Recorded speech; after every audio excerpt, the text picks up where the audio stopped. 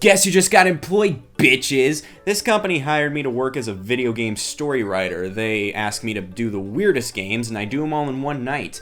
The industry calls me the quickest finisher. Just what game do they want me to do now? I can only wonder.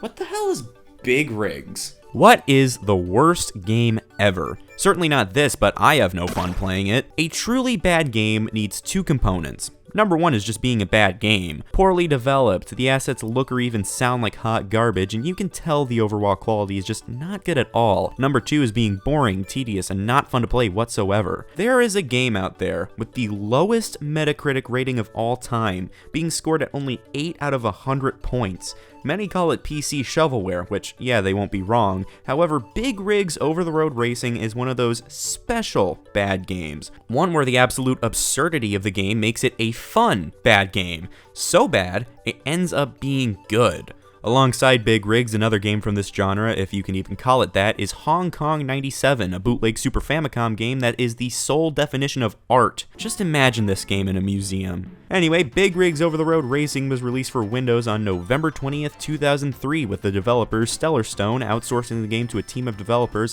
artists, in Ukraine. It was also published by Game Mill Interactive, a company that used to publish whatever like Big Buck Hunter and Frozen Olaf's Quest, but now they publish the Nickelodeon karting and fighting games. Alright, time to buy a physical version of this game off of eBay just so that we can, actually... Jesus Christ! This is where piracy comes in. You see, Big Rigs is considered abandonware. Nobody sells it anymore. You can't get this game on Steam or whatever. So I'm just gonna totally legally download this, totally legally and extremely legally install it to my computer. And God, I've been meaning for an excuse to use my Big Rigs title checklist for years now. So, let's pull it out and see if this game has big rigs, over the road, and racing. Jumping into the game, we have 4 big rigs to choose from. The game calls them cars for some reason. We know what they are though. 5 tracks and 4 is my lucky number, so let's choose this 4th track. This game is hiding something important that we may never know. So, the game has 4 tracks. Let's just pick the first one. Let's just make sure you can go over the road. Alright, now what about the racing? Well, I've been on the track for a bit now and I haven't seen the other guy at all.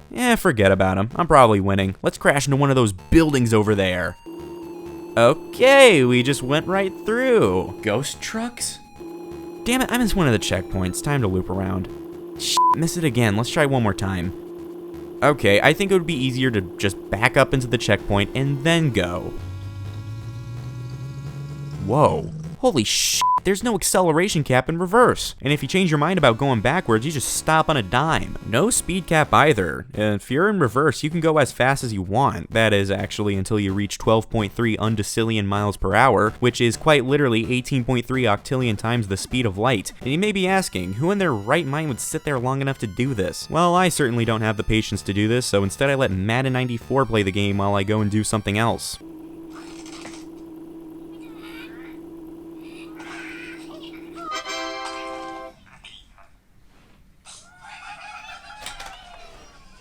You're a genius, Madden 94! One of the best things about this game is that you can go up near 90-degree walls like it's nothing. There's nothing that stops this truck. It's invincible.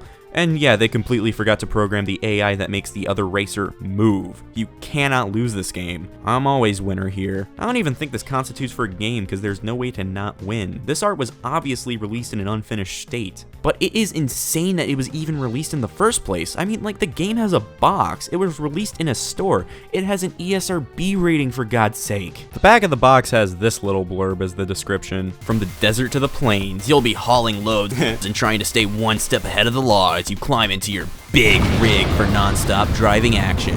Race across America and deliver your load to its destination before the competition. So keep the tank full and your pedal to the metal as you rack up points and own the road. There are no police in this game. Nothing even resembling police is present in the game's files. But what are present in the files are these 2 billboards that are spelled hilariously wrong. Also present is leftovers from another game that Stellarstone made, Midnight Race Club Supercharged. I'm not actually excited, there's just an exclamation mark in the title. This game is almost a copy-paste of Big Rigs. Looking at the box, you can see this game has the bad streets, which is very true because it has the exact same tracks as Big Rigs. Actually, the track Night Ride is playable, which selecting this in Big Rigs just crashes the game. There's different types of vehicles you can select. Obviously, you have cars, but there's motorcycles, which I greatly regret playing because this camera makes me sick to my stomach. My favorites are the pickup trucks for the sole reason that there's a vehicle called the Swaggin. A lot of the big issues from Big Rigs are fixed, which instead of a hilariously bad racing game, it's just a bad racing game. The speed cap still isn't there, but they added boundaries to the level so you can't try to max it out here. Plus, there's actual collision with the objects in the levels, which have the loudest collision sound known to man. And the opponent actually moves. You still can't lose though because the other car just stops at the finish line instead of crossing it. And Night Ride doesn't even have a finish line programmed, so you can't win or lose that track because it technically doesn't end. Going even further, we have Taxi Racer, which was the first game by Stellarstone. The game really begs us to press the spacebar, and the cars are totally flipping out, man. Here's a short gameplay segment that I captured.